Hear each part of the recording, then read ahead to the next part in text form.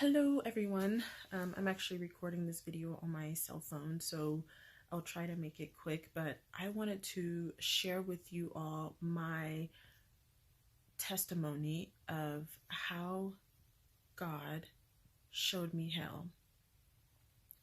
I struggled for the longest time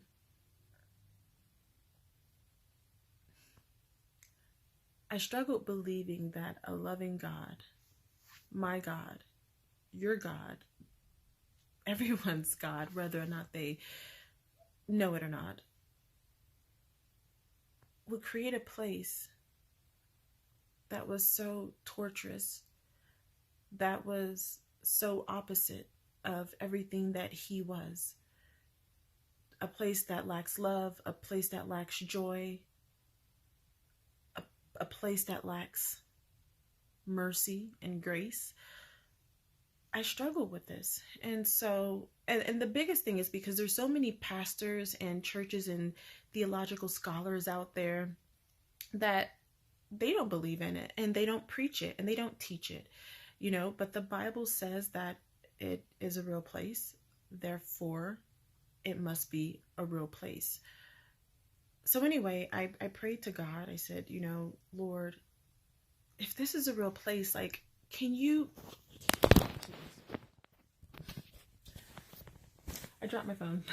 So, if this is a real place, can you show it to me? Can you put it in my heart where I just know it? Can you show it to me, but don't leave me there.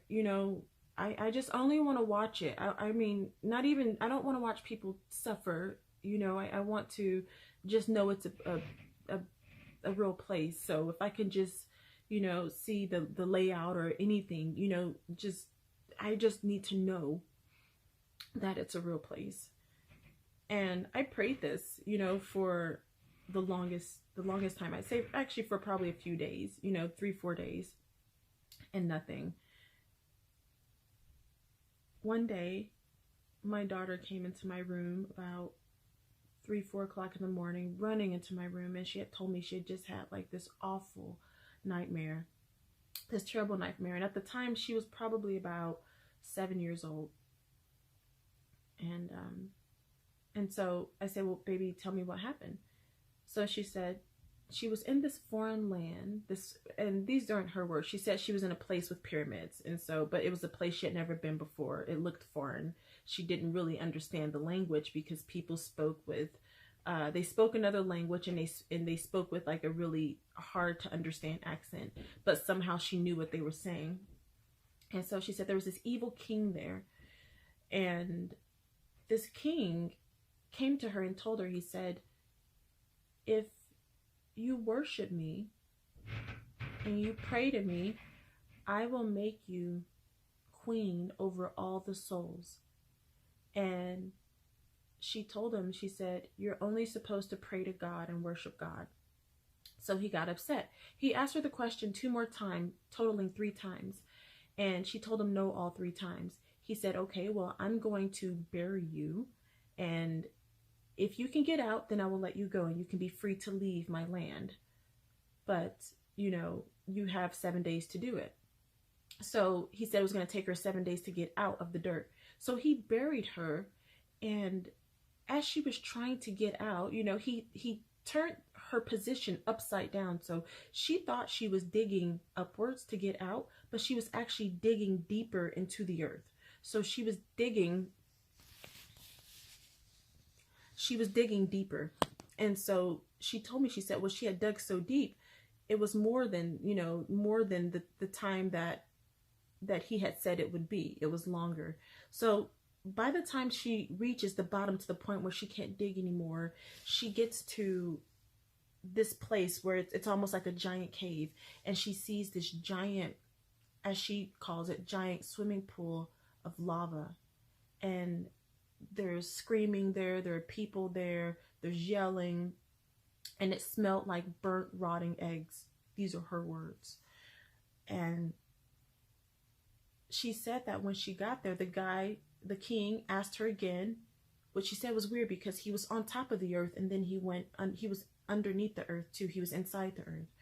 And he asked her again, if you worship me, I'll let you out of this place. I'll let you out. I'll let you go. And she said, no, you're only supposed to pray to God. And so he held her upside down by her feet, and he was preparing to like put her into like this giant, as she calls it, swimming pool of lava. And when her face gets this close to touching the lava, she says this hand that was white. Like, and when I say white, I mean like the color white, like light. Like when you think of the color light, you know, you have blue, red, green, purple, you know, the color white, you know, but it was like a light. It had a glow on it. And she said the hand was 1,000 years old. It was 1,000 years old. And it reached down like quickly, and it yanked her out of his hands. It yanked her out, and it pulled her up so quick that whenever she fell back into her bed, you know, she could feel it's almost like a roller coaster. So you know how your stomach drops? That's what she felt. She said she felt her stomach drop, and it dropped into her body. And then she woke up, and she was scared, you know? And so she came into my room, and she told me about it. And I mean, this was so potent to me, because I asked God to show me hell. And I asked him to show me hell on my terms. You know, like, let me see it as a spectator. I don't want to be in there. I don't want to smell it. I don't want to see it. I just want to know it's a real place. And he doesn't do that. He shows me through my daughter. Mind you, she's, like I said, she's about 7 at the time.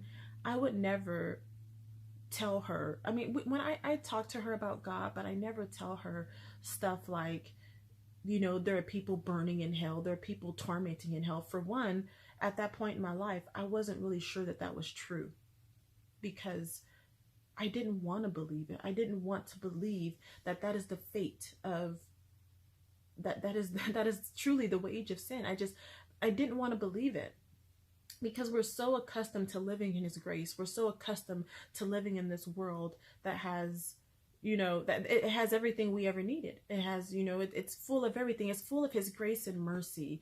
And we're so accustomed to it. It's almost like we're used to it, that when it's gone, it's like, well, this isn't fair. Well, it was already a gift to begin with, you know? And so it was really hard for me to wrap my mind around the fact that this might be a real place. And so he showed me through her, which there's so many reasons I'm grateful for this.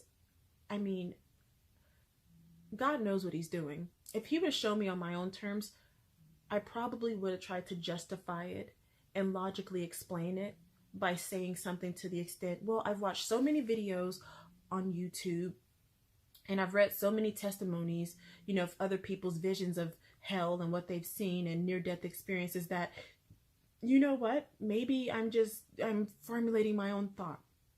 God knew that that would be something that I would probably at that point in my life try to come up with, you know, but he showed me through my daughter. The second thing I noticed about like what she told me in her dream was that she was like, I'm really like cautious to use this word, but she was actually tempted. You know, she was tempted twice. The first time he said, you know, if you worship me, if you praise me, I will make you queen over all this land, you know, or all the souls, okay, over all the souls. And she said no.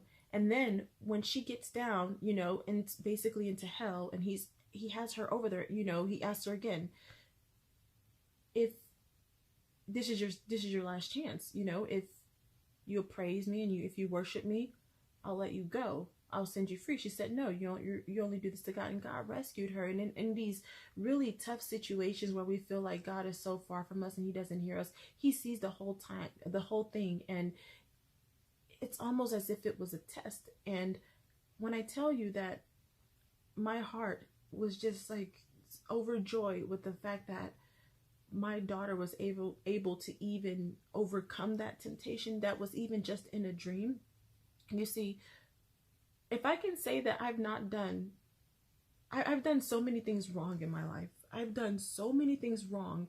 But one thing I know is that me keeping my daughter aware of who God is and his presence and the importance of having a relationship with God, I know that is something that I'm supposed to do, and I can say that I think I'm doing that right. You know, I've done so many things wrong, and her response was proof that I'm doing something that he finds he finds satisfactory. And so it just made me proud to know that she's listening. And these Bible studies that we have before she goes to school in the morning, and these praying sessions that we have, and me talking to her, that she's actually listening.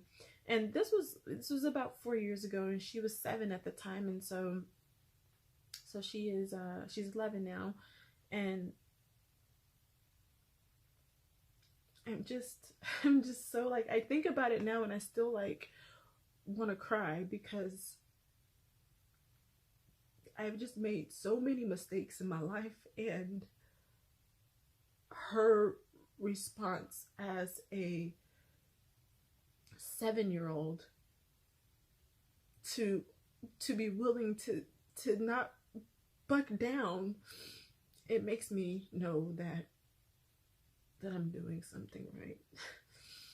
Well, anyway, I just wanted to share with you my testimony, and